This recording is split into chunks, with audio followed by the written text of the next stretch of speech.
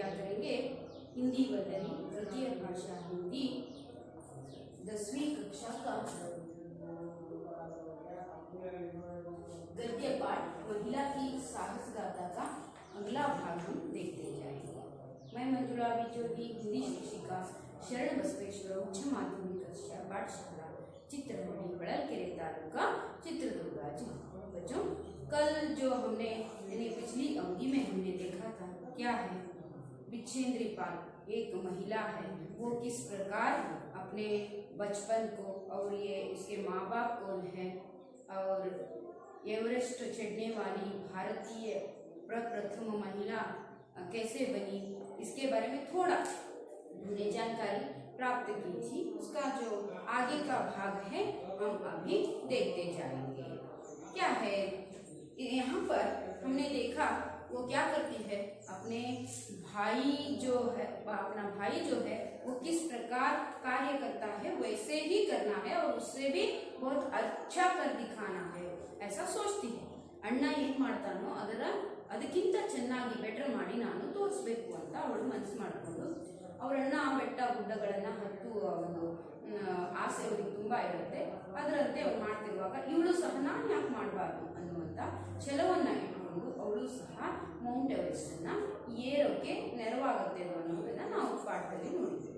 ಈಗ ನಾವು ನೋಡಬೇಕಾಗಿರೋದು ಅವಳ ಶಿಕ್ಷಣ, ಪ್ರಾಥಮಿಕ ಶಿಕ್ಷಣ ಯಾವ ರೀತಿ ಕಳೆದು ಅನ್ನೋದ್ರ ಬಗ್ಗೆ ಪ್ರಶ್ನೆನೂ ಬರುತ್ತೆ. ಸ್ವಲ್ಪ ಗಮನ ಹರಿಸಿ ನೀವು ಈ ಕಡೆ ಕೇಳ್ತಾ ಬಂದರೆ ನಿಮಗೆ ಅರ್ಥ ಆಗುತ್ತೆ. ठीक है बच्चों,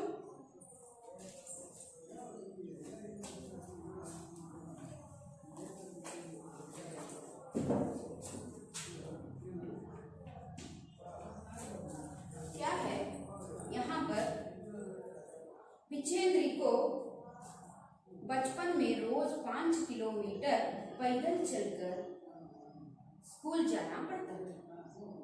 बाद में पर्वतारोहण प्रशिक्षण के दौरान उनका कठोर परिश्रम बहुत काम आया। सिलाई का काम सीख लिया और सिलाई करके पढ़ाई का खर्च जुटाने लगी। इस तरह उन्होंने संस्कृत में MA तथा BEd तक की शिक्षा प्राप्त की। रोज कैसे जाना पड़ता था? आप लोग अभी स्कूल आ रहे हैं, लेकिन कैसे आते हैं? आप लोगों को जो उसी गांव में है या शहर में है उनको बस की व्यवस्था की गई है, नहीं तो सरकार ने क्या किया है, साइकिल की व्यवस्था भी की है।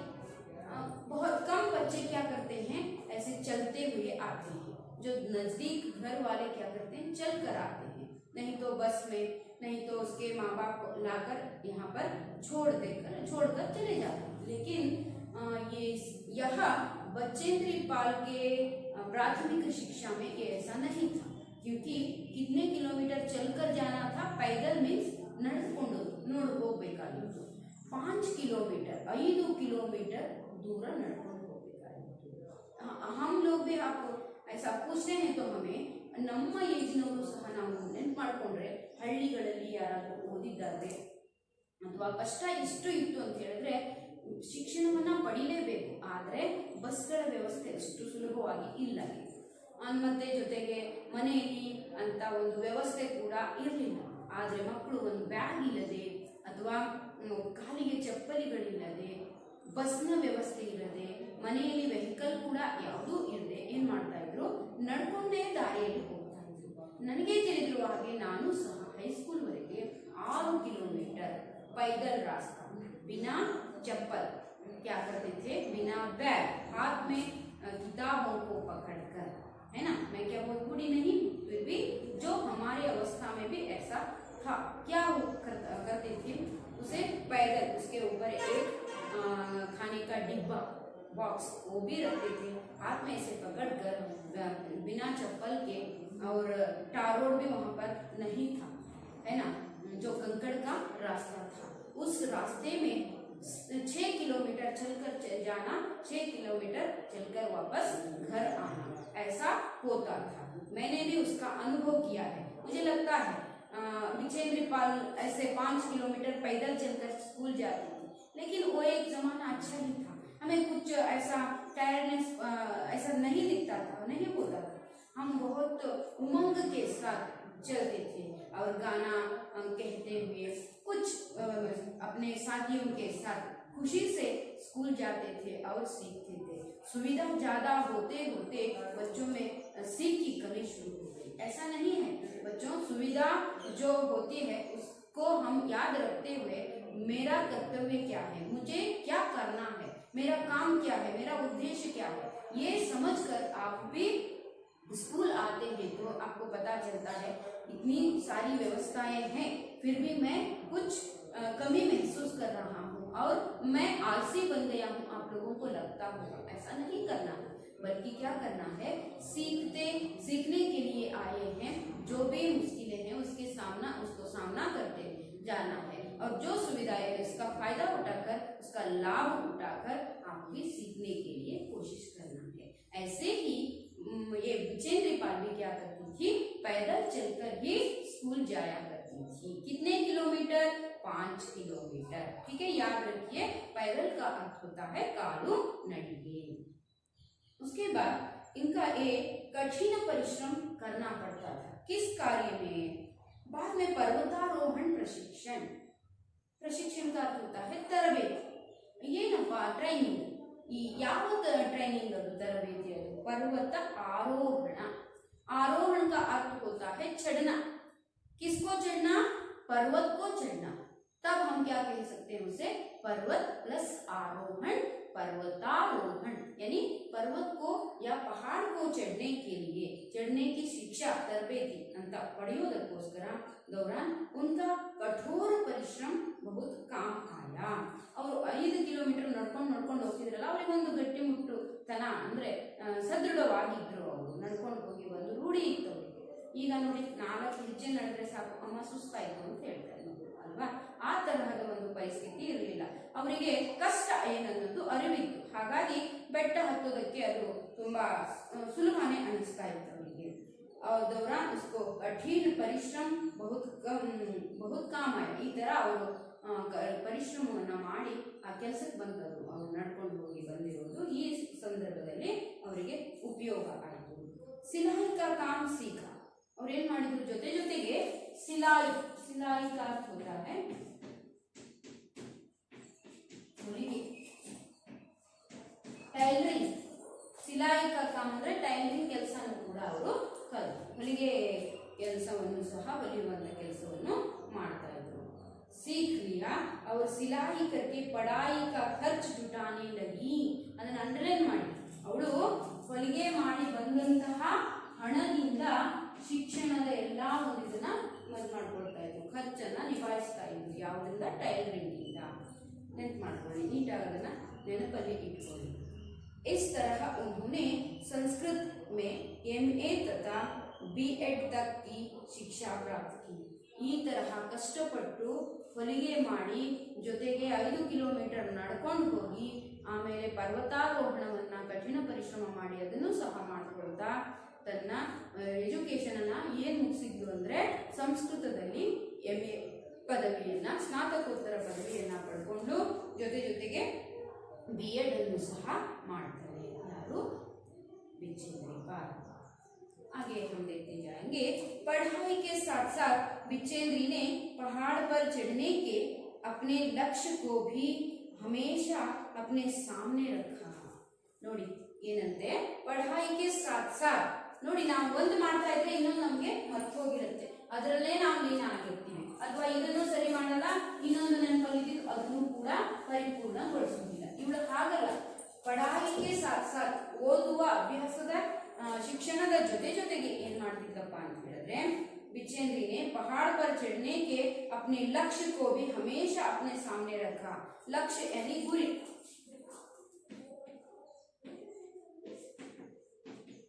ಯಾವ ಗುರಿ ಇಟ್ಕೊಂಡಿದ್ದವಳು? पहाड़ चढ़ने का लक्ष्य। ಬೆಟ್ಟವನ್ನ ಪರ್ವತವನ್ನ ಏರುವ ಒಂದು ಗುರಿಯನ್ನ ಇಟ್ಕೊಂಡಿದ್ದು, ಅದನ್ನು ಸಹ ಅವಳು ತನ್ನ ನೆನಪಲ್ಲೇ ಇಟ್ಕೊಂಡು ಜೊತೆಗೆ ಶಿಕ್ಷಣವನ್ನು ಸಹ ಮುಗಿಸುವಂತ ಕೆಲಸ ಮಾಡಿದ್ರು।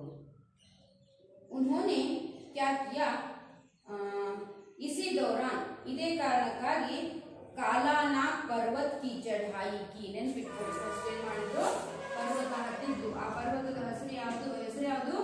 ಕಾಲಾನಾಗ್ ಪರ್ವತ್. ಕಾಲಾನಾಗ್ ಅನ್ನುವಂತ ಪರ್ವತವನ್ನ ಹತ್ತಿದ್ದು. ಚಢಾಯಿ ಕಿ ಅಂದ್ರೆ ಏರಿದಳು. ಸನ್ 1982 1982ರಲ್ಲಿ उन्होंने ಮತ್ತೇನ್ ಮಾಡಿದಪ್ಪ ಅಂದ್ರೆ ಗಂಗೋತ್ರಿ ಗ್ಲೇಷಿಯರ್ ಅನ್ನುವಂತಹ ಅದು ಎಷ್ಟಿತ್ತು ಅಂತ ಹೇಳಿದ್ರೆ 6672. ಯಾವುದು? ಗಂಗೋತ್ರಿ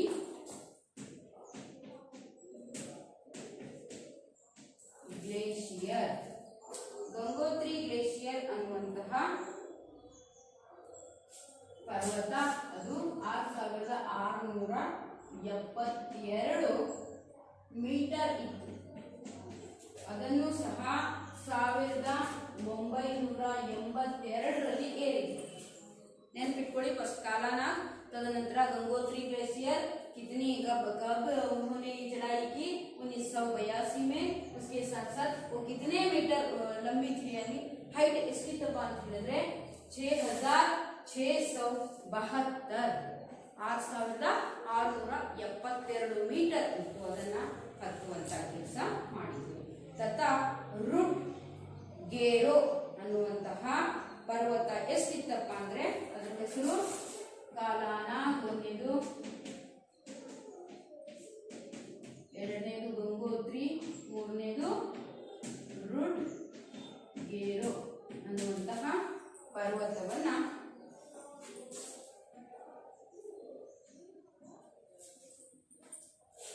ಅದು ಎಷ್ಟು ಮೀಟರ್ ಇದೆ? 5819 मीटर की चढ़ाई की, जिससे उनमें ಆತ್ಮವಿಶ್ವಾಸ और बढ़ा. ನೋಡಿ, ಈ ಮೂರನ್ನ ಹತ್ತಿದ ಮೇಲೆ ಅವಳಿಗೆ, ಇದನ್ನ ಏರಿದ ಮೇಲಂತೂ ಆತ್ಮವಿಶ್ವಾಸ ಜಾಸ್ತಿ ಆಯಿತು. ನಾನು ಏರಬಲ್ಲೆ ಅನ್ನುವಂತ ಒಂದು ಕಾನ್ಫಿಡೆನ್ಸ್ ಬಂತು ಅವಳಿಗೆ. ನಾವೇನು ಮಾಡ್ದಂಗೆ ಏನ್ ಮಾಡ್ತೀವಿ, ಭಯ ಆಗುತ್ತೆ ನಮಗೆ, ಆಗೋದಿಲ್ಲ, ಅಯ್ಯೋಪ್ಪ ಬೆಟ್ಟ ಅಂದ ತಕ್ಷಣನೇ ನಮ್ಮ ತಲೆಯಲ್ಲಿ ಏನ್ ಮಾಡ್ತೀವಿ, ನೆಗೆಟಿವ್ ಥಿಂಕಿಂಗ್ ಮಾಡ್ತೀವಿ. ಅವಾಗ ಏನಾಗುತ್ತೆ, ನಮ್ಗೇನು ಸಾಧಿಸಕ್ಕಾಗಲ್ಲ. ಅದೇ ಅವಳೇನ್ ಮಾಡಿದ್ದು, पढ़ाई के साथ साथ उन्होंने क्या किया, इस कार्य को भी नहीं छोड़ा. कौन सा कार्य? पहाड़ चढ़ने का या पर्वतारोहण का कार्य भी अपने लक्ष्य को अपने सामने रखा और कोशिश भी उन्होंने किया. कोशिश करके कालानाग पर्वत, उसके साथ गंगोत्री ग्लेशियर 6672 मीटर है, वह 1982 में ही चढ़ाई की. उसके साथ साथ तीसरा जो पर्वत है ರುಡ್ ಗೇರೋ ಅನ್ನುವಂತ ಪರ್ವತವನ್ನ ಅದು ಎಷ್ಟಿದೆ ಅಂದ್ರೆ 5819 ಮೀಟರ್, 5819 ಮೀಟರ್ ಇರುವಂತ पर्वतवನ್ನ उसकी भी चढ़ाई की. तब उसका आत्मविश्वास, कॉन्फिडेंस ज्यादा हुआ, बड़ा ಹೆಚ್ಚಾಯಿತು. ನೆಕ್ಸ್ಟ್ ನೋಡೋಣ.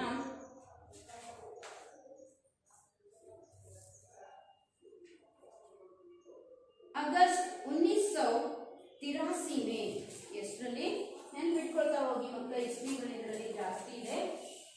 ಯಾಕಂದ್ರೆ ಯಾವ ಇಸ್ವಿಯಲ್ಲಿ ಎಷ್ಟೆಷ್ಟು ಮೀಟರ್ ಅನ್ನೋದನ್ನ ಪ್ರಶ್ನೆಗಳಲ್ಲೂ ಕೇಳ್ತಾರೆ, ನೆನ್ಪಿಟ್ಕೊಳ್ಬೇಕಾಗುತ್ತೆ. ಹಾಗಾಗಿ 1983 में 1900 ಅದು अगस्त ತಿಂಗಳು. अगस्त में हिमालय पर्वतारोहियों का सम्मेलन हुआ. तब वे पहली बार तेंजिंग नोर्गे एवरेस्ट पर चढ़ने वाले पहले पुरुष. ನೋಡಿ ಯಾರು? ತೇಂಜಿಂಗ್ ಅನ್ನುವಂಥವ್ರು. ನಾವು ತೇನ್ಸಿಂಗ್ ಅಂತ ಕರಿತೀವಿ, ಹೌದಾ? ಯಾರು ಎವರೆಸ್ಟ್ ಅನ್ನ ಹತ್ತಿದಂತ ಮೊಟ್ಟ ಮೊದಲ ಪುರುಷನನ್ನ 1983ರಲ್ಲಿ ದಿಲ್ಲಿಯಲ್ಲಿ ನಡೆದಂತಹ ಹಿಮಾಲಯ ಪರ್ವತಾರೋಹಿಗಳ ಸಮ್ಮೇಳನದಲ್ಲಿ ಅವರನ್ನ ಭೇಟಿಯಾದರು. ತಥಾ ಜುಂಕೆ ತಾಬೆ, ನಾವು ಜಿಂಕೋ ತಾಬೆ ಅಂತ ಹೇಳಿ ಕರಿತೀವಿ. ಅವರು ಸಹ ಅವ್ರು ಏನಂದ್ರೆ ಎವರೆಸ್ಟ್ पर चढ़ने वाली पहली महिला, ಭಾರತದ ಮಹಿಳೆ ಅಲ್ಲ, ಎವರೆಸ್ಟ್ ಮೇಲೆ ಹತ್ತಿದಂತಹ ಮೊಟ್ಟ ಮೊದಲ ಮಹಿಳೆ ಜುಂಕೆ ತಾವಿ ಅಂತ. ಮತ್ತೆ ತೇಂಜಿಂಗ್ ಅನ್ನೋರನ್ನ ಮೊಟ್ಟ ಮೊದಲ ಪುರುಷ ಮತ್ತು ಮೊಟ್ಟ ಮೊದಲ ಮಹಿಳೆಯನ್ನ ಅವಳು ಭೇಟಿಯಾಗ್ತಾಳೆ. ಯಾವಾಗ? 1983ರಲ್ಲಿ ಡೆಲ್ಲಿಯಲ್ಲಿ ನಡೆದಂತಹ ಹಿಮಾಲಯ ಪರ್ವತಾರೋಹಿಗಳ ಸಮ್ಮೇಳನದಲ್ಲಿ ಮೊಟ್ಟ ಮೊದಲು ಎವರೆಸ್ಟ್ ಏರಿದ ಪುರುಷನನ್ನ, ಜೊತೆಗೆ ಮೊಟ್ಟ ಮೊದಲು ಎವರೆಸ್ಟ್ ಏರಿದ ಮಹಿಳೆ ಯಾರು? ಜುಂಕೆ ತಾವಿ. ನೆನ್ಪಿಟ್ಕೊಳ್ಳಿ ಹೆಸರನ್ನ, ಜುಂಕೆ ತಾವಿ ಮತ್ತು ತೇಂಜಿಂಗ್ ಅನ್ನುವಂತ ಪುರುಷನನ್ನ ಅವಳೇನ್ ಮಾಡ್ತಾಳೆ? ವ್ಯಕ್ತಿಯನ್ನ ಭೇಟಿಯಾಗ್ತಾಳೆ. तब उन्होंने संकल्प लिया कि वे भी उनकी तरह एवरेस्ट पर पहुंचेगी और वह दिन भी आया जब उसके बाद 23 मई 1984 में एवरेस्ट पहुंचकर भारत का झंडा फहरा दिया। उस समय उनके साथ पर्वतारोही अंगदोरजी भी थे। अंगदोरजी का नाम याद रखिए।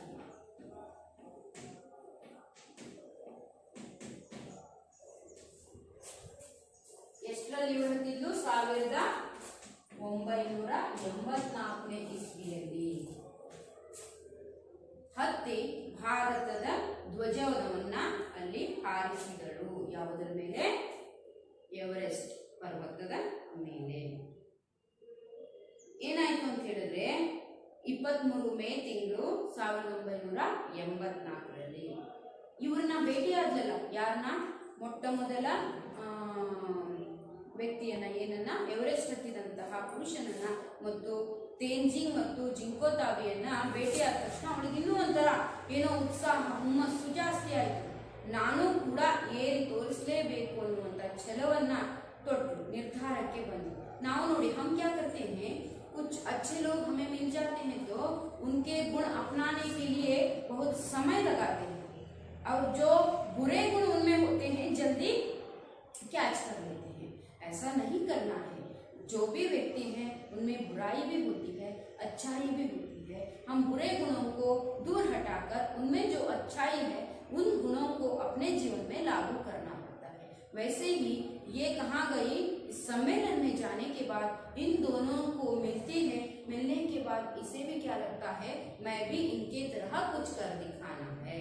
ऐसा सोचते हुए उन्होंने क्या किया ಅಂದ್ರೆ 1983 मई 23ನೇ तारीख ಇವಳು ಸಹ ये भी क्या करती है? एवरेस्ट पर चढ़ती है। चढ़ते समय उनके चढ़कर भारतीय झंडे को वहां पर लहराती है। उसके साथ साथ उनके साथ जो व्यक्ति चढ़ने के लिए सहायता और उनके साथ चढ़कर जो जाने वाला व्यक्ति है अंगदोरजी भी थे ಅಂತ ಕೊಟ್ಟಿದ್ದಾರೆ। भारत की इस महिला द्वारा लिखित यह इतिवृत्तांत बहुत प्रेरणादायक तथा रोचक है। ಈ ಒಂದು ಮಹಿಳೆ ತಾನೇ ಬರೆದಂತ ಈ ಕಥೆಯಲ್ಲಿ ಅವಳು ಹತ್ತಿದ ಬಗೆಯನ್ನ ಇತಿವೃತ್ತಾಂತ, ಈ ಕಥೆಯನ್ನ ವೃತ್ತಾಂತವನ್ನ ಏನ್ ಬರೆದಿದ್ದಾಳೋ ಅದು ತುಂಬಾ ಪ್ರೇರಣಾದಾಯಕವಾಗಿ ಮತ್ತು ರೋಚಕ ಆಶ್ಚರ್ಯವನ್ನ ಉಂಟು ಮಾಡುವ ರೀತಿಯಲ್ಲಿ ಇದೆ। इसमें उन्होंने इस बात का वर्णन किया है कि वे एवरेस्ट के शिखर पर कैसे पहुंची।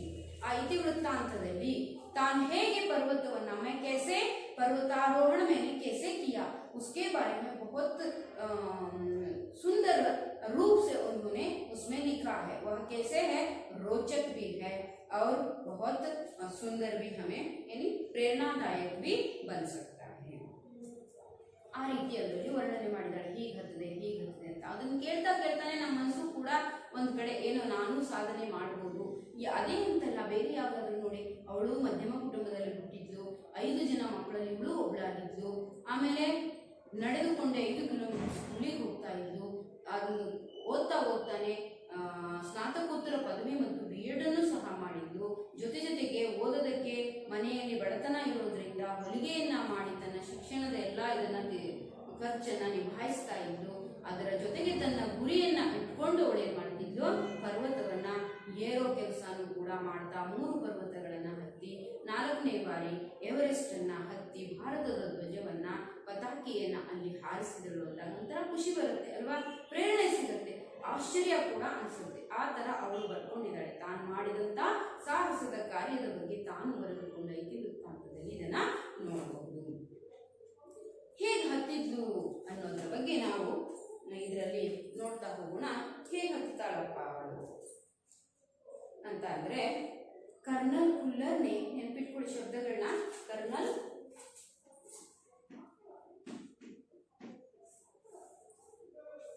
ಕುಲ್ಲರ್, कर्नल ಹೆಸರು ಏನು ಅಂತ ಕೇಳಿದ್ರೆ ನೀವು ಹೇಳಬೇಕಾಗುತ್ತೆ. कर्नल कुल्लर ने साउथ पोल तक की चढ़ाई के लिए ಏನು साउथ पोल तक की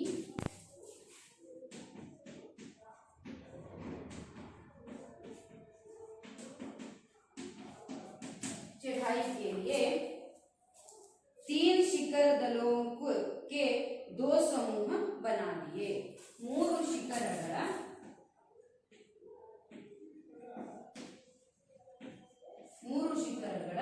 ಎಷ್ಟು ಮಾಡಿದ್ರು? 2 ಸಮೂಹ.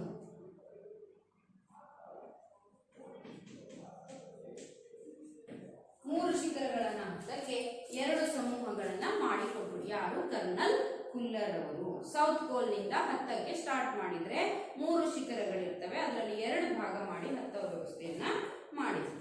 ದಲೋं समूह बना दिए. मैं सुबह 4 बजे उठ गई. ಎಷ್ಟು ಗಂಟೆಗೆ ಎದ್ದು ಅವಳು ಹೇಗೆ ಹತ್ತಕ್ಕೆ ಪ್ರಾರಂಭ ಮಾಡಿದ್ಲು ಅಂತ ಪ್ರಶ್ನೆ ಬರುತ್ತೆ. ಅದಕ್ಕೆ ನಿಮಗೆ ಒತ್ತಿ ಒತ್ತಿ ಹೇಳೋದು. ಎಷ್ಟು ಗಂಟೆಗೆ ಎದ್ಲು? 4 ಗಂಟೆಗೆ ಎದ್ಲು. ಕುಲ್ಲರ್ ಏನ್ ಮಾಡಿದ್ರು? ಕರ್ನಲ್ ಕುಲ್ಲರ್ 3 ಶಿಖರಗಳನ್ನ 2 ದಳಗಳಲ್ಲಿ ಹತ್ತುವಂತ ವ್ಯವಸ್ಥೆಯನ್ನ ಮಾಡಿದ್ರು. ಇವಳು 4 ಗಂಟೆ ಬೆಳಿಗ್ಗೆ ಎದ್ದು ಬರ್ಫ್ ಪಿಘಲಾಯಿ, ಬರ್ಫನ್ನ ಮಂಜನ್ನ ಸರಿಸಿ, ಅವ್ರ ಚಾಯ್ ಬನಾಯಿ. ನೋಡಿ ಅಲ್ಲಿ ಎಷ್ಟು ಮಂಜಿರುತ್ತೆ, ವಾತಾವರಣ ಇರುತ್ತೆ, ಮಂಜುಗಡ್ಡೆಯಿಂದ ಗಟ್ಟಿಯಾಗಿರುತ್ತೆ ಬರ್ಫ್. ಅದನ್ನ ಒಡೆದು ತೆಗೆದು ಏನ್ ಮಾಡಿದ್ಲು? ಟೀ ಮಾಡಿಕೊಂಡು. ಕುಚ್ ಬಿಸ್ಕುಟ್ और आधी चॉकलेट का हल्का नाश्ता करने के पश्चात लगभग 5:30 बजे अपने तंबू से निकल पड़ी. तंबू ಅಂದ್ರೆ ಹೇಳಿದೆ ಶಾಮಿಯಾನ, ಟೆಂಟ್ ಹಾಕಿರ್ತಾರಲ್ಲ, ಅದರಲ್ಲಿ ಎದ್ದು ತುಂಬಾ ಮಂಜು ಇತ್ತು, ಅದನ್ನ ಸರಿಸಿಬಿಟ್ಟು ಟೀ ಮಾಡಿಕೊಂಡು 4 ಗಂಟೆಗೆ ಟೀ ಮತ್ತೆ 2 ಸ್ವಲ್ಪ ಬಿಸ್ಕೆಟ್ ಮತ್ತೆ ಒಂದು ಅರ್ಧ ಚಾಕ್ಲೇಟ್, ಅಂದ್ರೆ ಲೈಟ್ ಆಗಿ ಟಿಫಿನ್ ಅನ್ನ, ನಾಸ್ತಾ, ಹಲ್ಕಾ ನಾಸ್ತಾ ಅಂತ ಹೇಳಿದ್ರೆ ಲೈಟ್ ಆಗಿ ಸ್ವಲ್ಪ ಅಷ್ಟೇ ತಿಂಡಿಯನ್ನ ತಿಂದು ಏನ್ ಮಾಡ್ತಾಳೆ? ತನ್ನ ತಂಬೂನಿಂದ, ತನ್ನ ಟೆಂಟ್ನಿಂದ ಹೊರಗಡೆ ನಡೆದು. ಎಷ್ಟು ಗಂಟೆ ಆಗಿತ್ತು ಅವಾಗ? 5:30, 5:15 ಆಗಿತ್ತು. ಬಜೆ अपने तंबू से निकल पड़ी, ತನ್ನ ಟೆಂಟಿಂದ ಹೊರಗಡೆ ಬಂದು. ಅಂಗದೋರಜಿನೇ ಮುझसे पूछा, ಅವಳು ಹೇಳಿ ಬರ್ಕೊಂಡಿರೋದಿತ್ತು. ಅಂಗದೋರಜಿ ಅವಳಿಗೆ ಕೇಳ್ತಾರೆ ಏನಂತ? क्या मैं उनके साथ चलना चाहूंगी ಅಂತ, ನಾನು ನಿಮ್ಮ ಜೊತೆಗೆ ನಡ್ಕೊಂಡು ಬರ್ಬೋದಾ, ಹತ್ತಕ್ಕೆ ಬರ್ಬೋದಾ ಅಂತ ಕೇಳಿದ್ರು. मुझे उन पर विश्वास था, ನನಗೆ ಅವ್ರ ಮೇಲೆ ವಿಶ್ವಾಸವಿತ್ತು.